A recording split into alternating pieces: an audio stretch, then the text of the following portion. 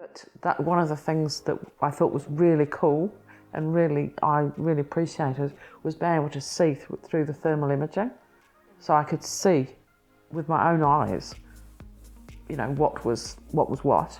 And in this part of the house, there was, in certain places, there was no insulation. And in other places, there were gaps.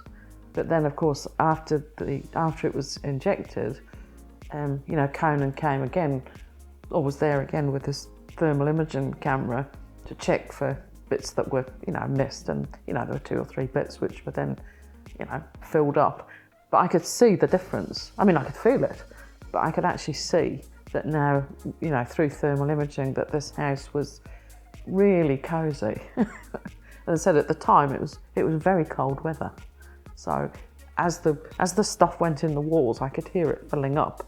I could feel it becoming warmer. And everyone who comes here says they can feel a difference about this house. It's quiet. Yeah, peaceful.